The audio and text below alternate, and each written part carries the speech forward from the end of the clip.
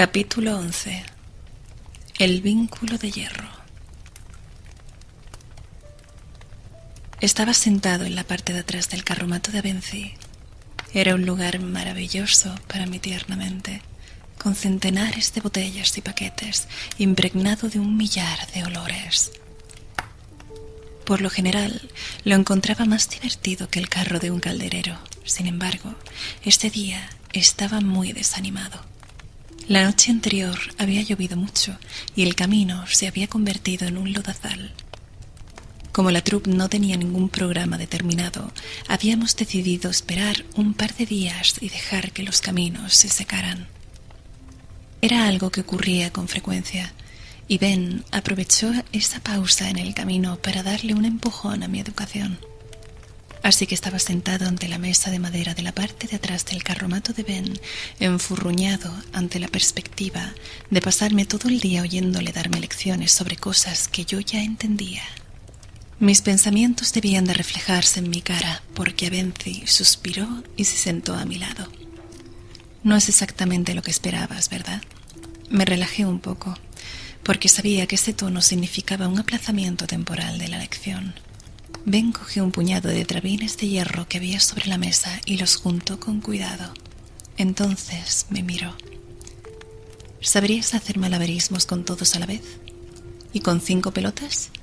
¿Y con cuchillos? Me ruboricé un poco. Recordé que, al principio, Trip ni siquiera me dejaba probar con 3 pelotas a la vez. Me hacía practicar con 2, y se me habían caído un par de veces. Se lo dije a Ben. Muy bien, repuso él. Cuando aprendas este truco, podremos pasar a otro. Pensé que iba a levantarse para continuar con la lección, pero no lo hizo. Me mostró el puñado de drabines de hierro. ¿Qué sabes de estos objetos? Los hizo sonar en la mano. ¿En qué sentido?, pregunté. Físicamente, químicamente, históricamente. Ben sonrió. Sorpréndeme con tus conocimientos de nimiedades históricas, Selir. En una ocasión le había preguntado qué significaba el Lir, y Ben me había contestado que significaba el sabio, pero por la forma en que había torcido la boca al decirlo, yo tenía mis dudas. Hace mucho tiempo el pueblo que... ¿Cuánto tiempo? Fruncí el ceño y lo miré con acritud. Unos 2000 años. Los pueblos nómadas que deambulaban por las estribaciones de los montes Shalda se reunieron bajo el mando de un jefe. ¿Cómo se llamaba? Heldred. Sus hijos se llamaban Heldim y Heldar. ¿Quieres que te recite todo el linaje o puedo ir al grano?, pregunté mirándolo a los ojos. Discúlpeme, señor. Ben se enderezó en el asiento y adoptó una expresión de embeleso que nos hizo sonreír a ambos. Proseguí. Heldred acabó controlando las estribaciones que rodean los montes Shalda. Eso significa que controlaba también las montañas. Empezaron a cultivar la tierra, abandonaron su estilo de vida nómada y poco a poco empezaron a... ¿Eso es ir al grano?, preguntó Avency. Tiró los drabines en la mesa, delante de mí. Lo ignoré lo mejor que pude. Controlaban la única fuente de metal abundante y fácilmente accesible muchos kilómetros a la redonda, y pronto se convirtieron también en los trabajadores más diestros de esos metales. Explotaron esa ventaja y obtuvieron gran cantidad de riqueza y poder. Hasta ese momento, el trueque era el sistema más habitual de comercio. Había ciudades más grandes que acuñaban su propia moneda, pero fuera de esas ciudades, el dinero solo valía el peso del metal. Las barras de metal eran mejores para el trueque, pero resultaba incómodo transportarlas. Ben me miró con su mejor cara de alumno aburrido. El efecto solo quedó ligeramente inhibido por el hecho de que, un par de días atrás, había vuelto a quemarse las cejas.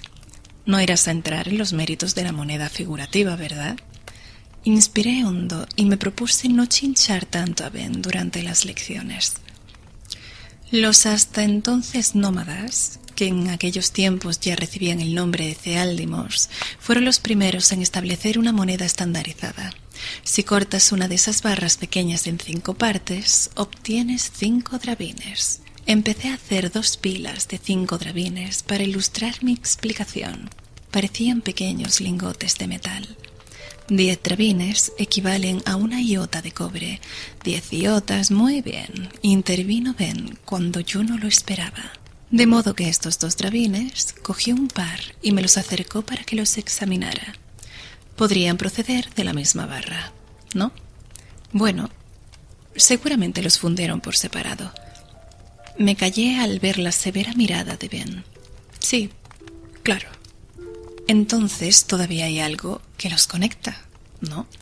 Volvió a traspasarme con la mirada. Yo no estaba de acuerdo, pero sabía que no era el momento adecuado para interrumpir. Sí. Ben dejó los 2 drabines en la mesa. Así pues, cuando mueves uno, el otro también debería moverse, ¿no? En aras del argumento le di la razón y luego alargué la mano para mover uno. Pero Ben detuvo mi gesto negando la cabeza. Antes tienes que recordárselo, dijo. En realidad, antes tienes que convencerlos. Cogió un cuenco y lentamente vertió en él una gota de resina de pino. Mojó uno de los drabines en la resina y lo juntó con el otro. Pronunció unas palabras que no identifiqué y, poco a poco, separó las 2 piezas. La resina se estiró entre los 2 drabines formando unos filamentos. Ben dejó una moneda en la mesa y se quedó la otra en la mano. Entonces murmuró unas palabras más y se relajó. Levantó la mano y la moneda que estaba encima de la mesa imitó su movimiento. Ben agitó la mano y la pieza de hierro marrón empezó a moverse por el aire. Dejó de mirarme y miró la moneda. La ley de la simpatía es uno de los fundamentos de la magia. Establece que cuanto más parecidos son 2 objetos, mayor es su relación simpática. Cuanto mayor es la relación, más fácilmente se influencian uno a otro. Tu definición es circular. Dejó la moneda en la mesa. La máscara de profesor de Ben dio paso a una sonrisa mientras el arcanista intentaba, sin mucho éxito, limpiarse la resina de las manos con un trapo. Caviló un rato y dijo: no parece muy útil, ¿verdad? Asentí, pero indeciso. Las preguntas con trampa eran muy comunes cuando estábamos estudiando. ¿Preferirías aprender a llamar al viento? Sus ojos danzaron sobre mi rostro. Murmuró una palabra y el techo de lona del carromato se agitó alrededor de nosotros. Noté como una sonrisa lobuna se apoderaba de mi cara. Lo siento, Ellir. La sonrisa de Ben también era lobuna, casi salvaje. Antes de aprender a escribir, tienes que aprender el alfabeto. Antes de aprender a tocar y a cantar, tienes que aprender los acordes. Sacó una hoja de papel y anotó un par de palabras en ella. El truco consiste en fijar el alar con firmeza en tu mente. Tienes que creer que están conectados. Tienes que saber que están conectados. Me dio la hoja. Aquí tienes la transcripción fonética. Se llama vínculo simpático del movimiento paralelo. Practica. Viejo, entrecano y sin cejas. Cada vez se parecía más a un lobo. Fue a lavarse las manos. Vacié mi mente mediante el corazón de piedra. Al cabo de unos instantes me sentí flotar en un mar de desapasionada calma. Enganché las 2 monedas de metal con resina de pino. Fijé el alar en mi mente y me concentré en la inquebrantable creencia de que aquellos 2 drabines estaban conectados. Pronuncié las palabras, separé las monedas, dije la última palabra y esperé. No sentí ninguna oleada de poder. No sentí frío ni calor. No descendió sobre mí ningún rayo de luz. Estaba muy decepcionado. Es decir, todo lo decepcionado que podía estar con el corazón de piedra. Levanté la moneda con una mano y la moneda que estaba encima de la mesa se levantó sola, imitando el movimiento de la otra. Era magia. De eso no cabía ninguna duda. Pero me quedé muy impasible. Yo esperaba... No sé qué esperaba. Pero desde luego algo muy diferente. Pasé el resto del día experimentando con el sencillo vínculo simpático que Benzi me había enseñado. Aprendí que se podía unir casi todo. un drabín de hierro y un talento de plata, una piedra y un trozo de fruta, 2 ladrillos, un terrón y un asno. Tardé unas 2 horas en comprender que no necesitaba la resina de pino. Cuando se lo comenté a Ben, él admitió que la resina solo era una ayuda para la concentración. Creo que le sorprendió que lo hubiera averiguado por mis propios medios. Déjame resumir de manera breve el concepto de simpatía, dado que seguramente tú nunca necesitarás tener más que una vaga comprensión de cómo funcionan esas cosas. En primer lugar, la energía no puede crearse ni destruirse. Cuando levantas un drabín y el otro se levanta él solo de la mesa, el que tienes en la mano pesa como si los estuvieras levantando los dos, porque en realidad lo estás haciendo. Eso, en teoría. En la práctica, notas como si estuvieras levantando 3 drabines. Ningún vínculo simpático es perfecto. Cuanto más diferentes son los objetos, más energía se pierde en el proceso. Imagina un acueducto que pierde agua y que conduce a una noria. Un buen vínculo simpático tiene muy pocas pérdidas y aprovecha la mayor parte de la energía. Un mal vínculo está lleno de agujeros. Solo una pequeña parte del esfuerzo que pones en ello va hacia lo que tú quieres hacer. Intenté, por ejemplo, unir un trozo de tiza y una botella de cristal llena de agua. Había muy poca similitud entre los dos objetos, así que aunque la botella de agua pesara 1 kilo, cuando intenté levantar la tiza me pareció que pesaba 25. El mejor vínculo que encontré fue el de una rama que había partido por la mitad. Cuando hube comprendido ese ejercicio de simpatía, Ben me enseñó otros. Docenas de vínculos simpáticos, un centenar de pequeños trucos para canalizar la fuerza. Cada uno de ellos era una palabra diferente del vasto vocabulario que yo estaba empezando a conocer. Muchas veces era tedioso. No te lo cuento con más detalles para no aburrirte. Ben seguía dándome lecciones de otras disciplinas, historia, aritmética y química. Sin embargo, lo que más me interesaba era la simpatía. Ben compartía sus secretos con moderación y me hacía demostrarle que dominaba uno antes de pasar al siguiente. Pero por lo visto, yo tenía un don, más allá de mi afición natural a absorber conocimientos, de modo que nunca tenía que esperar demasiado. No estoy diciendo que el camino siempre fuera llano. La misma curiosidad que me convertía en un alumno tan entusiasta me causaba problemas con cierta regularidad. Una noche, cuando encendía el fuego para cocinar de mis padres, mi madre me sorprendió cantando una canción que había aprendido el día anterior. No me había percatado de que mi madre estaba detrás de mí, así que se quedó escuchándome mientras yo golpeaba un leño contra otro y distraído recitaba: 7 cosas guarda Lady Luckless bajo su vestido negro. Un anillo que no es para ponerse, una palabra que es casi un gemido. Junto al cirio de su esposo hay una puerta sin pomo. En una caja sin tapa ni candado encierra Luckless las piedras de su amado.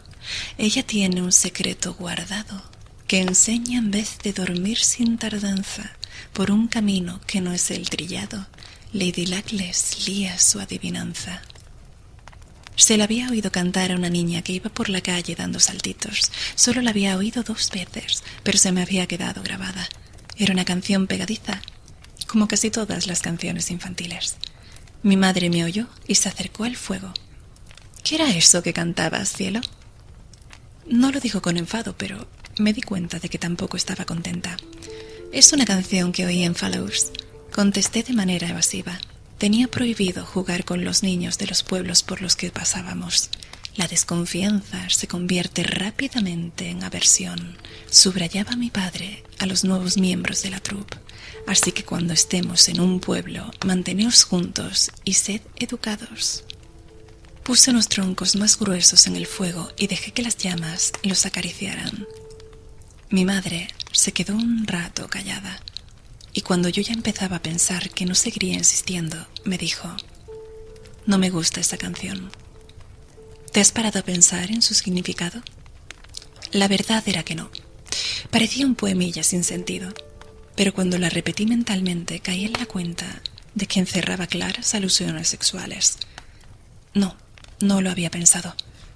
Su expresión se suavizó un tanto y se agachó para acariciarme el cabello. Piensa siempre en lo que cantas, cariño. Por lo visto, me había librado, pero no pude evitar preguntar. ¿Qué diferencia hay con algunos pasajes de después de tan larga espera? Es como cuando Fane le pregunta a Lady Perial por su sombrero. Tantos hombres me han hablado de que él quería verlo con mis propios ojos y probármelo. Es evidente a qué se refiere. Vi como mi madre componía una expresión firme, ni enfadada ni contenta. Entonces cambió algo en su cara. «Dime tú dónde está la diferencia», dijo. Yo detestaba las preguntas con trampa. La diferencia era obvia. Una me metería en un lío y la otra no. Esperé un poco para demostrar que había reflexionado lo suficiente sobre el asunto y luego sacudí la cabeza. Mi madre se arrodilló ante el fuego y se calentó las manos. La diferencia es... Ve a buscar un trébede, ¿quieres? Me dio un empujoncito. Me levanté y fui a la parte de atrás del carromato mientras ella continuaba. La diferencia consiste en decirle algo a una persona y decir algo sobre una persona. Lo primero puede ser una grosería, pero lo segundo es siempre un chisme. Le llevé el trébede y la ayudé a montarlo sobre el fuego. Además, Lady Perial solo es un personaje ficticio. En cambio, Lady Luckless es una persona real, con sentimientos que pueden resultar heridos. Levantó la cabeza y me miró. No lo sabía, argumenté, poniendo cara de culpabilidad.